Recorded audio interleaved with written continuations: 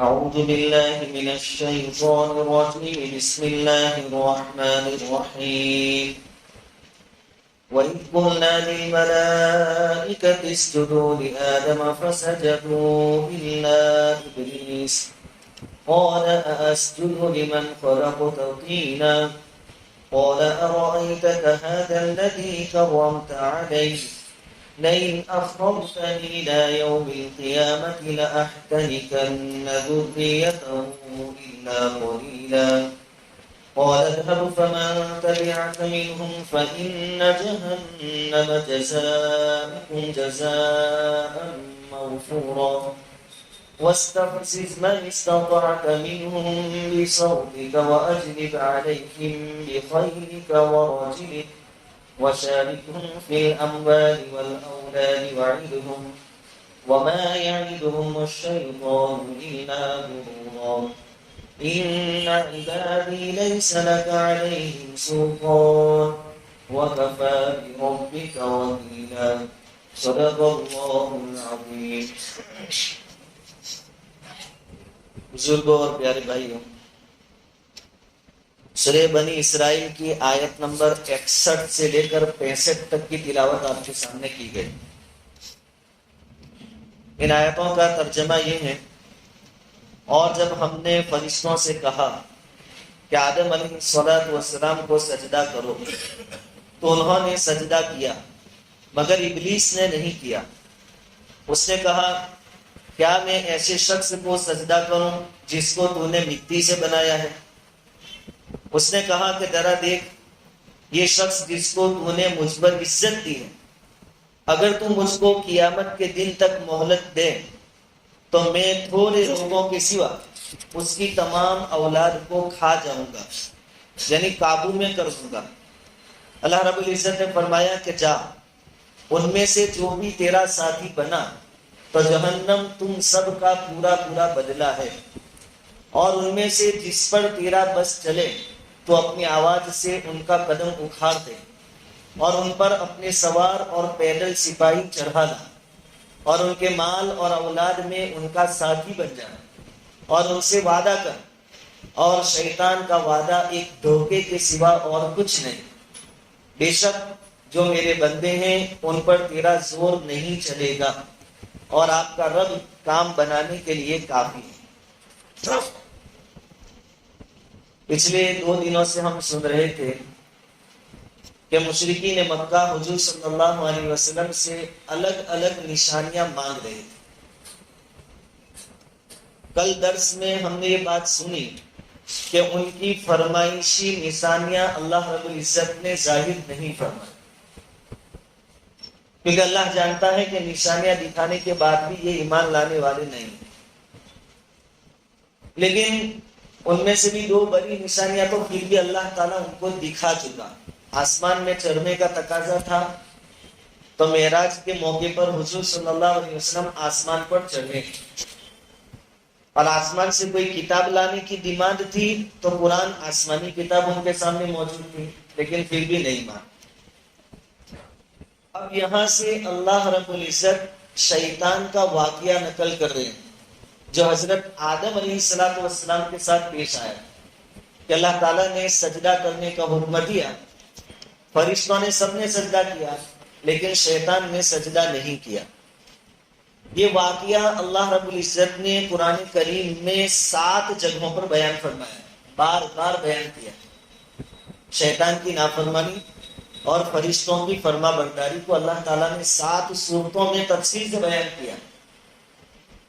بات یہ ہوئی تھی کہ انسانوں کی پیدائش سے پہلے فرشتے تھے اور جنات تھے. پھر اللہ رب العزت نے فرشتوں کے سامنے اپنا ارادہ ظاہر کیا. وَإِذْ قَالَ رَبُّكَ لِلْمَلَائِكَةِ إِنِّي جَاعِلٌ فِي الْأَرْضِ خَلِيفَةً، کہ میں زمین میں میرا نائب اور خلیفہ بنانے والا ہوں. تو فرشتوں نے اس وقت چونکہ جناتوں کی پوزیشن دیکھی تھی کہ خون خرابہ کرتے ہیں، فساد پھیلاتے ہیں، تو اللہ رب العزت سے یوں کہا أَتَجْعَلُ فِيهَا مَن يُفْسِدُ فِيهَا وَيَسْفِكُ الدِّمَاءَ، کہ ایسی مخلوق کو کیوں پیدا کرتے ہو جو زمین میں فساد مچائے گی اور ایک دوسرے کا خون کرے گی، قتل غارت گیری کرے گی. جناتوں نے یہ کیا تھا تو فرشتوں نے دیکھا تھا. اس آیت میں اللہ رب العزت نے فرشتوں سے مشورہ نہیں لیا کہ میں انسان کو پیدا کروں کہ نہیں کروں. مشورہ نہیں تھا کہ تمہاری رائے بتاؤ، نہیں. اپنا ارادہ ظاہر کیا تو میں آگے ایسا کرنے والا ہوں.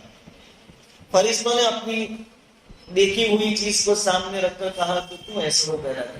اس وقت اللہ رب العزت نے فرمایا تھا انی اعلم ما لا تعلمون، میں جو جانتا ہوں تم جانتے نہیں.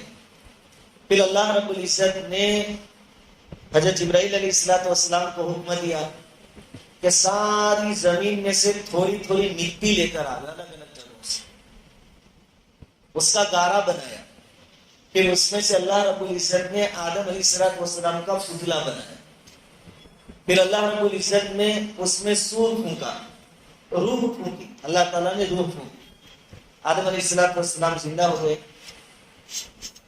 اب آدم کی فضیلت فرشتوں پر ثابت کرنی تھی تو اللہ تعالیٰ نے آدم علیہ السلام کو علم دیا، چیزوں کا علم، اس کی خاصیتیں، اس کے نام سب سکھائے.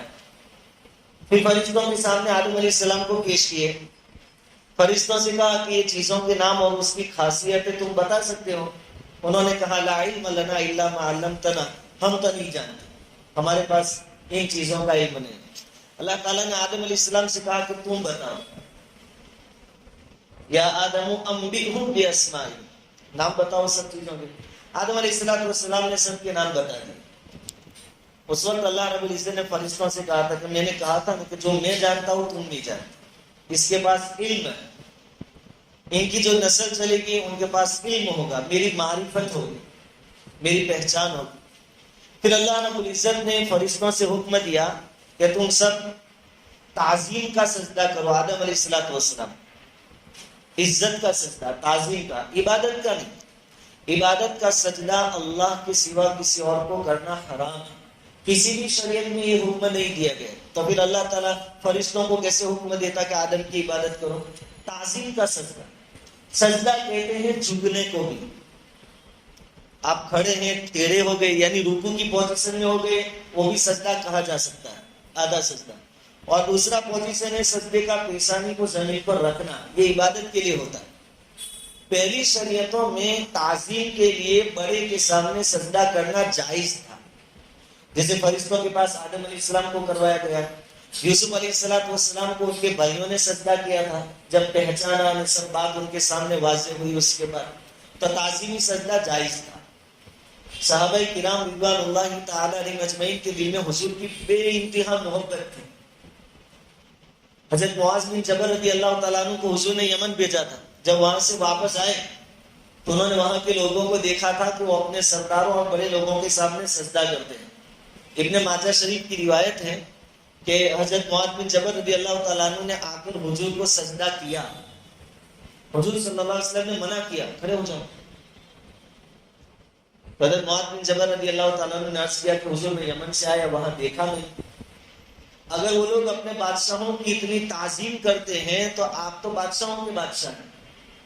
ہمارا دل چاہتا ہے کہ ہم آپ کو سجدہ کریں. حضور صلی اللہ علیہ وسلم نے فرمایا کہ ہماری شریعت میں اور ویسے بھی کسی بھی شریعت میں اللہ کے علاوہ کسی اور کو سجدہ جائز نہیں ہے.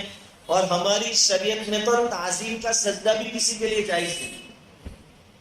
کسی کی عزت کے خاطر سجدے میں گر جانا یہ بھی جائز نہیں، چاہے کتنا بڑا پیر ہو، کتنا بڑا ولی ہو، لیکن کوئی اس کے سامنے جھکے گا نہیں. ہمارے لیے تو ہماری شریعت میں یہ بھی حرام کر دیا.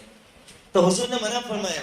پھر حضور نے ایک بات بیان فرمائی کہ اگر میں کسی کو حکم دیتا کہ وہ اللہ کے علاوہ کسی اور کو سجدہ کرے تو میں عورت کو حکم دیتا کہ اپنے شوہروں کو سجدہ کرے. لیکن اللہ کے علاوہ کسی کے لیے سجدہ جائز نہیں. شوہروں کے کتنے بڑے حقوق، کتنے زیادہ حقوق ہوں گے کہ حضور نے ایسا ارشاد فرمایا. خیر، تو سجدے کا حکم دیا گیا. اب یہ جو شیطان ہے وہ کوئی فرشتہ نہیں تھا، وہ جنات تھا. مکلف یعنی جن کو شریعت کا پابند بنایا گیا وہ تین ہی قسم کی مخلوق ہے. فرشتے وہ اللہ کی نافرمانی کبھی نہیں کرتے، انسان اور جنات.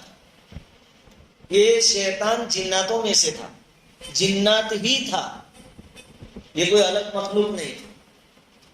یہ بہت عبادت گزار تھا. اس لیے اللہ تعالیٰ نے اس کو فرشتوں کے ساتھ رہنے کی اجازت دے رکھی. تو اللہ تعالیٰ نے جب فرشتوں کو حکم دیا تو اس کو بھی حکم دیا تھا. سورہ اعراف پارہ نمبر 8 میں اللہ رب العزت نے اس کو بھی کہا تو بھی سجدہ کر. تو فرشتے سب سجدے میں چلے گئے لیکن شیطان نے سجدہ نہیں کیا. اس کی وجہ کیا ہوئی؟ کہ اس کو ایسا تھا کہ میں اتنا بڑا عبادت گزار, زمین کی خلافت اگر کسی کو دی جانے کے قابل کوئی ہو تو میں ہوں. فرشتوں کو تو یہ سب لگتا نہیں ہے تو مجھے خلیفہ بنایا جائے, لیکن خلافت اس کو نہیں ملی. وہاں سے اس کو حضرت آدم علیہ السلام سے حسد ہو گیا. اور اس نے دوسری بات کیا کہی؟ تکبر, فخر کیا اس نے کہ آدم کو آپ نے پیدا کیا مٹی سے, اور مٹی کی خاصیت کیا ہے؟ پستی, نیچے ہونا. اور مجھے پیدا کیا ہے آگ سے, اور آگ کی خاصیت ہے اوپر اٹھنا. تو گویا میرا درجہ بلند ہے, ہونا یہ چاہیے تھا کہ آدم اور فرشتے مجھے سجدہ کرتے. لیکن اس کی سمجھ میں یہ بات نہیں آئی کہ آدم کو سجدہ ہو یا کسی اور کو, حکم کس کا ہے وہ پہلے دیکھ کہ حکم کس کا تھا؟ اللہ رب العزت کا. اور جب اللہ رب العزت کا حکم ہو تو بغیر چوں اور چرا کے اس کو مان لینا چاہیے. لیکن اس نے پھر اپنی عقل کے گھوڑے دوڑائے اور سجدہ کرنے سے بالکل انکار کر دیا. 2 گناہ جس کی وجہ سے اتنا بڑا عبادت گزار شیطان ہمیشہ کے لیے مردود ہو گیا, ذلیل ہو گیا, رسوا کر دیا گیا. 2 گناہ, ایک حسد اور ایک تکبر. حسد کس کو کہتے ہیں؟ کہ اللہ تعالیٰ نے کسی اور کو کوئی نعمت دی ہے, اب اس نعمت کی وجہ سے آپ کے پیٹ میں جلن ہو رہی, سینے میں جلن ہو رہی کہ اس کو کیوں مل گئی. آپ یہ چاہتے ہیں کہ وہ چیز مجھے ملے کہ نہ ملے, لیکن اس کے پاس سے چلی جانی چاہیے بس. یہ حسد, مجھے ملے کہ نہ ملے لیکن اس کے پاس نہیں رہنی چاہیے. یہ حسد بڑی خطرناک بیماری ہے.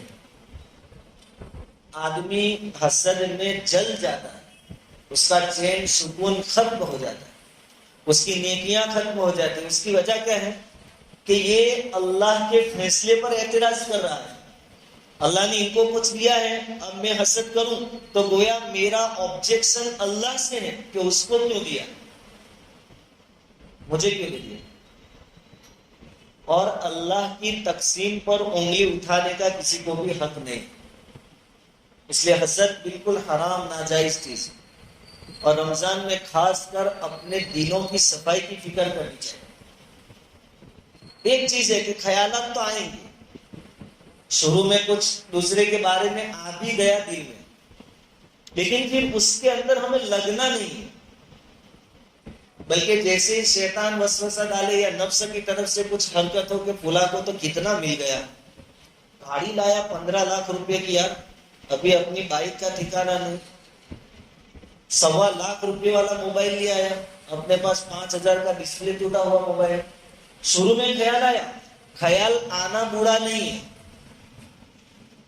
ہمارے ساتھ کیا ہوتا ہے کہ شیطان کیسا کھیلتا ہے کہ ہمارے دماغ میں فٹ کر دیا کہ میں بہت گنہگار ہوں, میرے دل میں تو حسد بھی ہے, دیکھو نا. نہیں, ایسا نہیں ہوتا. شیطان اس طریقے سے شروعات کرواتا ہے, اس کے بعد تم ہٹ جاؤ, اپنے نفس سے بات کرو کہ بھائی اللہ نے اس کو دیا ہے نا, اس کی مرضی, اور ذرا ہمت سے کام لیتے ہوئے یہ کہو کہ اللہ اس کو اور دے دے. یہ بھی دعا کرو اللہ اور دے دے.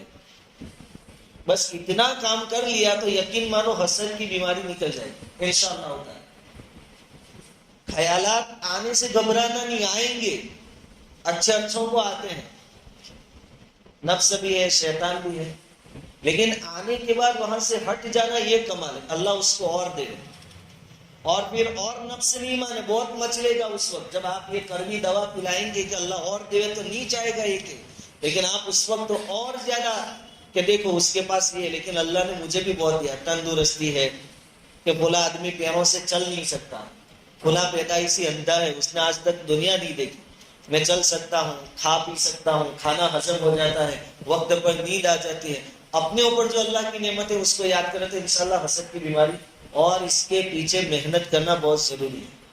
یہ ایک دو دن کا کام نہیں ہے، یاد رکھیں۔ حسد، ایک تو شیطان کو حسد ہو گیا کہ میں اتنا عبادت گزار فرشتوں کے ساتھ رہا، اور یہ آدم ابھی کی پیدائش، اور وہ بھی اللہ رب العزت نے ذکر کیا ہے کہ وہ مٹی جس سے پیدا کیا گیا وہ سڑی ہوئی مٹی تھی، اور سڑی ہوئی مٹی میں سے کیا آتی ہے؟ بدبو آتی ہے، اور اس کو میں سجدہ کروں۔ کہتے ہیں نا آج کل نہ مول صاحب ان کے جتنے تو میری اولاد ہیں، کہتے یہ جائز ہے یہ نہ جائز، آج کل کے مول صاحب بہت آگے۔ نہیں، یہ مت دیکھو، اللہ رب العزت نے اس کو کیا دیا ہے، کیا نوازا ہے۔ تو شیطان کو یہ چاہیے تھا کہ سجدہ کرے، اللہ کا حکم ہے یہ سمجھ کر، لیکن یہ بس انانیت پر اتر آیا کہ یہ آج کل کے آدم سڑی ہوئی بدبو والی مٹی سے پیدا کیے گئے، میں اتنا عبادت گزار فرشتوں کے ساتھ رہنے والا نہیں، ان کو سجدہ کروں، بڑے بڑے نیتاؤں کے ساتھ میری بیٹھک میں ملصب کے میں یہ کام چھوڑ دوں، ایسا ہو سکتا ہے؟ ایک حسد، اور دوسرا تکبر، بڑائی، اپنے آپ کو بڑا سمجھنا، انا خیر من، میں اس سے اچھا ہوں، میں اس سے بڑا ہوں، یہ لائن میں ماہر ہوں، اس کو کیا سمجھ پڑے؟ نہیں، دو باتیں ہیں، ایک ہے اپنی بڑائی، یہ شیطان کا کام ہے، اور ایک ہے دوسروں میں اللہ تعالیٰ نے جو خوبیاں رکھی ہے اس کا اعتراف کرنا، اس کو مان لینا، یہ نبیوں کا کام ہے۔ آدم علیہ السلام کو سجدہ کرنے کا حکم دیا تو شیطان نے اپنے آپ کو بڑا کہا، میں اس سے بہتر ہوں، یہ تکبر اس کا کام۔ اور موسیٰ علیہ السلام کو اللہ تعالیٰ نے کہا تھا کہ جاؤ فرعون کے پاس دین کی دعوت دو، تو موسیٰ علیہ السلام نے کیا کہا تھا کہ اللہ میری زبان میں بھی ذرا پرابلم ہے، لکنت ہے، اور ایک آدمی کا خون بھی ہو گیا تھا، میرے ساتھ میرے بھائی ہارون کو بھیج دو۔ اور ساتھ میں کیا کہا؟ ہوا افصح منی لسانا، ہارون بیان بہت اچھا کرتے ہیں،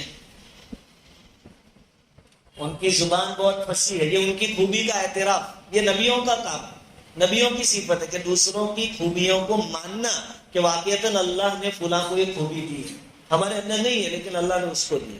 بس ہر جگہ اپنا ہی گھوڑا آگے، یہ ضد غلط ہے، میرے پاس سب کچھ ہے میں جانتا ہوں، یہ غلط، اس سے جھگڑے بھی پیدا ہوتے ہیں اور انسان کی زندگی کا چین سکون بھی ختم ہو جائے، کھانا پینا بیوی بچے سب ہوتے ہیں لیکن یہ پھر اسی میں الجھا رہتا ہے، نہ نیند آتی ہے نہ دھندے میں دماغ لگتا ہے، بس اس کو پیچھے کیسے کر دوں۔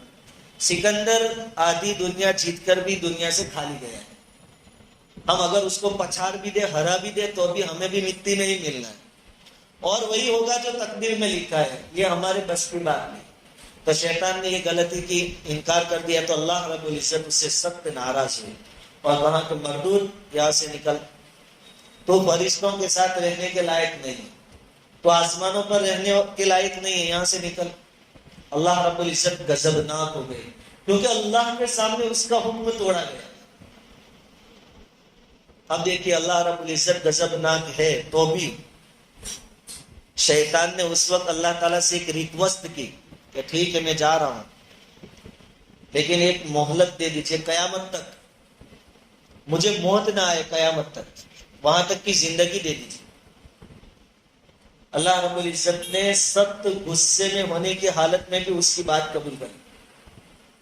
جو اللہ سخت غصے کی حالت میں شیطان کی بات مان لیتا ہے، کیا روزے کی حالت میں خالی ہاتھ خالی پیٹ ہم اٹھائے اور وہ ہماری دعا قبول نہ کرے؟ ایسا ہو سکتا ہے؟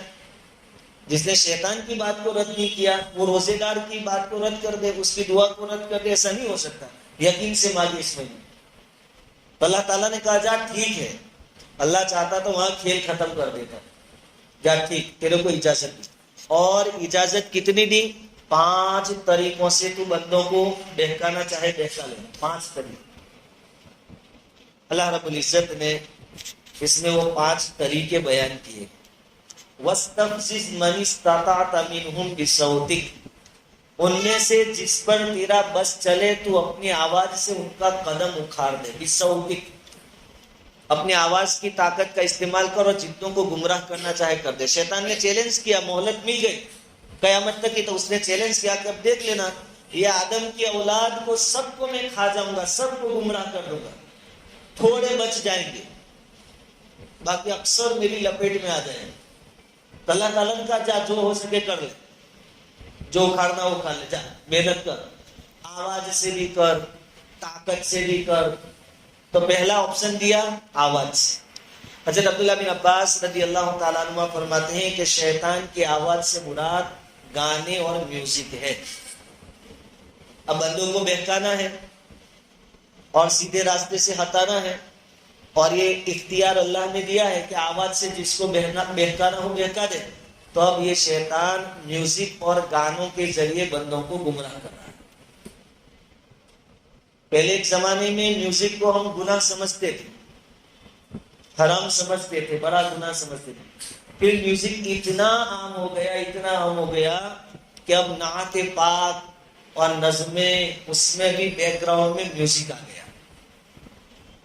آپ نے سیدھے طریقے سے قبول نہیں کیا تھا, آپ کو دینداری کے لفافے میں میوزک دیا گیا, لو نظم سنو, ہاں کیا نظم. لیکن ساتھ میں یہ شیطان, ایک طرف آپ حضور کی نعت, حضور کی بارے میں حضور کی صفات بیان کر رہے ہیں, نظم پڑھ رہے ہیں, منظور کلام پڑھ رہے ہیں, خوبیاں بیان کر رہے ہیں, اور دوسری طرف میوزک. حالانکہ اسی حضور نے فرمایا ہے کہ میں میوزک اور بازوں کو توڑ پھوڑنے کے لیے آیا, ختم کرنے کے لیے آیا, اور انہی کے نام کے ساتھ تم کو میوزک دیا جا رہا. یہ شیطان کا پہلا آپشن جو اللہ نے اختیار دیا. اچھا, آج کے دور میں کیا کہتے ہیں کہ میوزک روح کی غذا ہے, میوزک روح کی غذا ہے.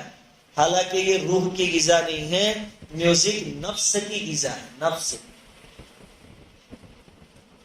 اگر میوزک اور گانے باجے روح کی غذا ہوتے تو اس کے ذریعے نفس کنٹرول میں آتا, جذبات قابو میں آتے.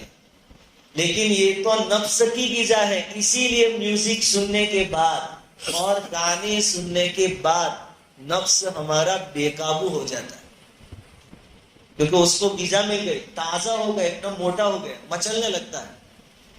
اور پھر آج کے گانے, آج کے سانگ, آج کا میوزک ہم سب جانتے ہیں, سیدھا آپ کو زیناکاری تک لے جائے. سیدھا جس نے بھی میوزک سنا وہ زیناکاری کے خیالات میں گم ہو جاتا ہے. کیونکہ شروعات زلفوں سے ہوتی ہے, رخسار بھی بیچ میں آتے ہیں, قدم آتے ہیں, کمر آتی ہے, پھر یہ چیزیں آدمی کو کہاں لے جاتی ہے؟ زیناکاری کے خیالات. یہ شیطان کا ہتھیار, جس کے بارے میں اللہ نے اس کو آپشن دیا تھا کہ جا آواز کے ذریعے جتنوں کو بہکا سکے بہکا. تو ایک بڑے طبقے کو شیطان نے اس کے ذریعے اپنا شکار بنایا, اور وہ نام دے رہے ہیں کہ میوزک روح کی غذا ہے. یہ بھی شیطان کا دھوکہ ہے. یہ روح کی غذا نہیں, یہ نفس کے لیے غذا ہے جو جذبات کو بھڑکاتی ہے اور آدمی بے قابو ہو جاتا ہے. اور یہ بلاತ್کار کے واقعات اسی لیے وجود میں آتے. آدمی گانے سن سن کر بالکل اس کا دماغ بھر گیا ہوتا ہے, تو وہ آدمی بلاತ್کار نہیں کر دیتا. ایک آپشن تو یہ تھا. دوسرا آپشن اللہ رب العزت نے یہ دیا, وَأَجْلِبْ عَلَيْهِمْ بِخَيْلِكَ وَرَجِلِكَ, اور ان پر اپنے سوار اور پیدل سپاہی چڑھا لا. اس سے مراد اپنی طاقت کا استعمال کر لے. سوار یعنی جو سینک, سپاہی. اب یہ جو دشمنان اسلام ہے وہ پورا شیطان کا لشکر ہے. یہ شیطان طرح طرح سے ان کو بھڑکاتا ہے, اور وہ بہانے نکال نکال کر مسلمانوں پر کسی نہ کسی درجے میں ظلم کرتے جا رہے. حالات کی اصلاح کے بہانے سے, عورتوں کو ان کے حقوق دینے کے بہانے سے, دلانے کے بہانے سے, کئی مسلم ممالک کو بڑے بڑے شیطان قسم کے ملکوں نے ہلاک کر دیا. یہ شیطان کے لشکر ہے. شیطان ان کو بھڑکاتا ہے کہ مسلمان اپنی عورتوں پر بہت ظلم کرتے ہیں, پردے میں رکھتے ہیں, تم ان کو حق دلاؤ. پھر یہ بم بھی گراتے ہیں اور کئی لاکھوں لوگوں کو موت کے گھاٹ اتار دیتے. یہ شیطانی لشکر. تو دوسرا آپشن یہ کہ اس کے ذریعے شیطان کو اللہ تعالیٰ نے آپشن دیا تھا کہ سب کو بہکا لے, تو اس کے ذریعے وہ اپنا کام کر رہا ہے. لاکھوں لوگوں کو ابھی تک قتل کروا چکا ہے, اور یہ سلسلہ چالو ہے. تیسرا آپشن تھا وَشَارِكْهُمْ فِي الْأَمْوَالِ وَالْأَوْلَادِ, ان کے مال کے اندر پارٹنر بن جائے اور اس طریقے سے ان کو گمراہ کر. اللہ تعالیٰ ناراضگی کے ساتھ کہہ رہے ہیں, اللہ تعالیٰ خوشی کے ساتھ نہیں کہہ رہے ہیں, کہ بتا نہیں رہے کہ اس طریقے سے گمراہ کرنا, میں ترتیب بتا رہا ہوں, ایسا نہیں. یہاں سے تو گمراہ کر سکتا ہے, ان کے مال میں شریک ہو جا، یعنی حرام مال ان کے پیٹ میں اتار۔ بس اب انسان کے دماغ میں شیطان ایسا دوڑا کہ بھئی آج کے دور میں مال تو ہونا ہی چاہیے، مال کے بغیر آپ گھر سے باہر نکل سکتے، دولت ہونی چاہیے، گاڑی ہونی چاہیے، موبائل اچھا ہونا چاہیے، کپڑے اچھے ہونے چاہیے۔ اب یہ سب آئے گا کہاں سے؟ کہ حلال سے آئے کہ حرام سے آئے، اس کی فکر مت کر۔ یہ شیطان تمہارا پارٹنر بن گیا مال کے اندر، تم نے اپنا پسینہ بہا کر کمایا اور حرام کاری میں اس نے خرچ کروایا، یہ بھی تو پارٹنر ہوا۔ کمایا حلال طریقے سے، پھر حرام جگہوں پر اس کو خرچ کیا، یہ بھی شیطان اس میں پارٹنر بن گیا۔ محنت تمہاری تھی اور مزے اس نے اڑا لیے۔ تو ایک آپشن یہ تھا، والاولاد، ان کے اولاد میں پارٹنر بن جائے، یعنی ان کے اولاد ہی حرامی ہو، زنا سے بچے پیدا ہو، یا بچہ تو نکاح کے ذریعے پیدا ہوا، وجود میں آیا، لیکن نام میں ایسی گڑبڑ، کسی نے عبد شمس نام رکھ دیا، کسی نے کچھ اور نام رکھ دیا، کسی بھی طرح ان کے بچوں میں تو پارٹنر بن جائے، ان کو نافرمان بنا دے، یا ماں باپ کے دماغ میں ایسی بات ڈال دے کہ چاہے مسلمان اپنے آپ کو کہتے رہے اور نام لکھتے رہے، لیکن اپنے بچوں کی تربیت یہودیوں کی طرح کرے۔ یہ بھی تو شیطان پارٹنر ہوا اولاد کے اندر۔ چھوٹا بچہ، میں بار بار کہتا ہوں، چھوٹا بچہ 1 سال 2 سال کا، اس کو کچھ معلوم نہیں کہ فیشن کیا ہے، باپ یا ماں خود لے جاتے ہیں حجام کے پاس، وہ کہتے ہیں کہ بیچ میں بڑے رکھتے اور آجو بازو سے چھوٹے بال کرو۔ اب بچے کی تربیت آپ کیسے کر رہے ہیں؟ یہودیوں والا۔ یہ شیطان شریک ہو رہا ہے تمہاری اولاد میں۔ پھر بڑے ہو کر تم ان سے یہ امید رکھتے ہو کہ ہماری آنکھوں کی ٹھنڈک بنے، ہمارے فرما بردار بنے، کیسے ہو سکتا ہے؟ تم نے تو پوری کوشش کی اس کو یہودی بنانے کی، عیسائی بنانے کی، سال ہوا نہیں کہ برتھ ڈے منائی آپ نے۔ اور بے غیرتی کتنی کہ لڑکی ہو کوئی بھی ہو، 15 سال 20 سال کی تھی، لیکن پھر اس کے فوٹو رکھ دیتے فیس بک پر، واٹس ایپ پر، اسٹیٹس پر۔ بے غیرتی، غیرت مر گئی۔ تمہاری اولاد، تمہاری لڑکیوں کو آپ لوگوں کو دکھا دیں۔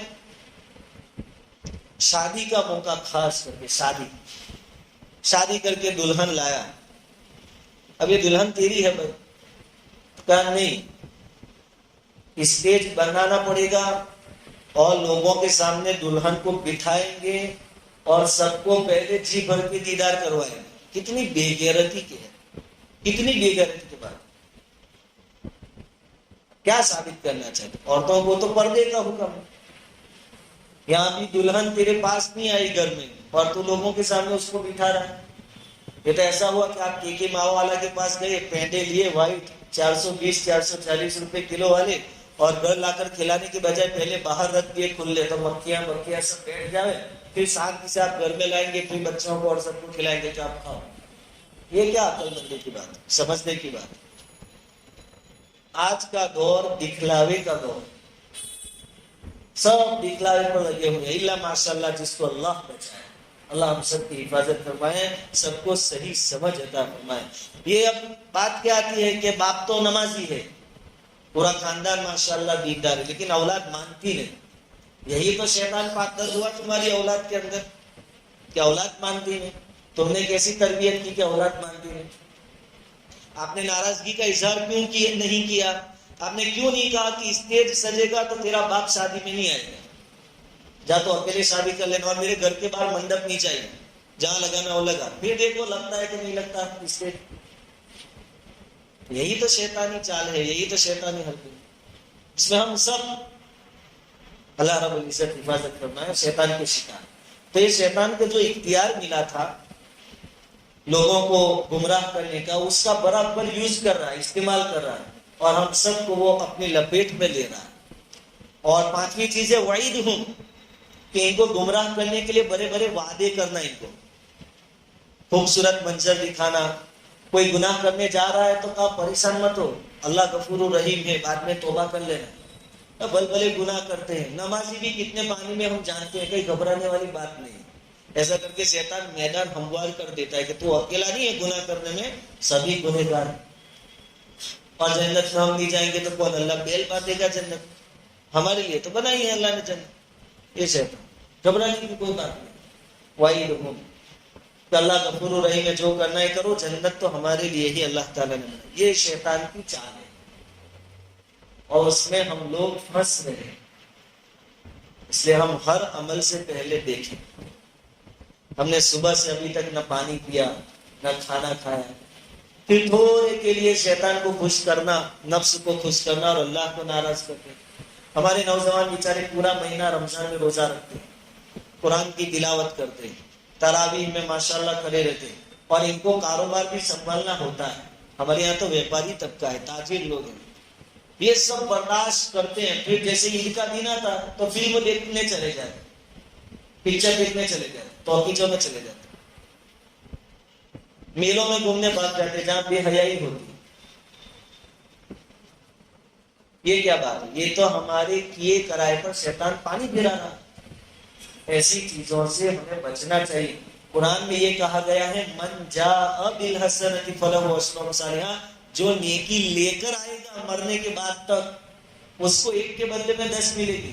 نیکی کر کے آئے گا نہیں کہا، نیکی کرنے کے بعد اس کو بچانا بھی ہے۔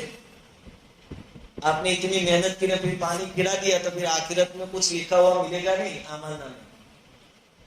اس لیے یہ سب شیطانی حربے ہیں، اس کی چالیں ہیں، اس سے ہمیں بچنا ہے، بہت چوکنا رہنا۔ وعید ہو، ان کو وعدے کر طرح طرح کے اور ان کو اپنی جال میں پھانس لینا، تجھ سے جو ہو سکے کر لینا۔ اللہ رب العزت نے اس کو اختیار دیا، لیکن ساتھ میں ہمیں کہہ بھی دیا وما یعدہم الشیطان الا غرورا، کہ یہ جتنے بھی وعدے کرتا ہے نا وہ سب دھوکا ہے، اس کی باتوں میں مت آنا، ہمیں کہہ دیا۔ تو خلاصہ کیا؟ شیطان نے سجدہ نہیں کیا، اللہ نے آسمان سے اس کو دھتکارا، نیچے پھینک دیا ذلیل کر کے۔ اس نے مہلت مانگی، اللہ نے مہلت دے دی۔ آتے آتے اس نے چیلنج کیا کہ آدم جس کی وجہ سے میں زمین پر بھیجا جا رہا ہوں، آسمان سے نکالا جا رہا ہوں، ذلیل اور رسوا کیا گیا ہوں، اس کے اولاد کو میں چھوڑوں گا نہیں، تھوڑوں کے سوا سب کو اپنے جال میں پھنسا لوں گا۔ تو اللہ تعالیٰ نے کہا تھا جو ہو سکے کر لے، اور اس کے طریقے بھی اللہ نے ہمیں بتا دیے چوکن نہ کرنے کے لیے کہ وہ کہاں کہاں سے آ سکتا ہے، اور اللہ نے اس کی حقیقت بھی بیان کر دی۔ آگے اللہ تعالیٰ فرماتے ہیں ان عبادی لیس لک علیہم سلطان، کہ بے شک میرے جو خاص بندے ہیں ان پر تیرا زور چلنے والا نہیں ہے۔ جو مجھے نہیں مانتے، جن کے دلوں میں میرا خوف نہیں، وہ تیرے ساتھ ہو جائیں گے، لیکن جو سچے اور پکے مومن ہیں وہ تیرے جال میں پھنسنے والے نہیں ہیں۔ وَكَفَى بِرَبِّكَ وَكِيلًا، اللہ اپنے بندوں سے کہہ رہے ہیں کہ آپ شیطان سے ڈر مت جانا، کہ اللہ نے اتنی طاقت اس کو دے دی ہے، اب اس سے کیسے بچ سکیں گے؟ تو کہا کہ میں بیٹھا ہوں تم کو بچانے والا، تم ارادہ کرنا بچنے کا، میں تم کو بچا لوں گا۔ یوسف علیہ السلام دروازے پر تالا تھا، اس کے باوجود دروازے کی طرف بھاگے تھے۔ ایسا نہیں کہ اب دروازے پر تو تالا مارا ہے اب کیا کریں گے، تو بھی بھاگے، ان کے بس میں بھاگنا تھا۔ آگے اللہ تعالیٰ نے جو کہا وہ کر کے دکھایا، وَكَفَى بِرَبِّكَ وَكِيلًا، میں بیٹھا ہوں کام بنانے والا کافی۔ تو تالا کس نے کھلوایا؟ عزیز مصر کو اس وقت گھر پہ کس نے بھیجا؟ اللہ نے بھیجا۔ یوسف علیہ السلام نے اپنے ذمہ جو کام تھا وہ کر دیا، باقی کا کام اللہ نے دیا۔ ہم بھی شیطان ہمارے پیچھے آوے، نفس تقاضا کرے تو ہم بھاگیں، ہم بھاگیں گے تو راستے کون کھولے گا؟ اللہ رب العزت راستے پر۔ تو یہ شیطان کا پورا سسٹم ہمارے سامنے مختصر آ گیا۔ 7 سورتوں کے اندر اللہ رب العزت نے ان آیتوں کو بیان فرمایا ہے۔ بار بار اس لیے ہے کہ شیطان قیامت تک بہکائے گا، تو ساتھ میں قیامت تک تنبیہ ہو جائے، دیکھو وہ آنے والا ہے، دیکھو اس کے جال میں مت پھنسنا۔ بار بار وہ آئے گا تو اللہ تعالیٰ بھی بار بار قیامت تک کے لیے آئے تھے، اللہ تعالیٰ نے ہمارے ساتھ رکھی، یاد رکھنا، بھول مت جانا۔ تو اللہ رب العزت ہماری حفاظت فرمائے۔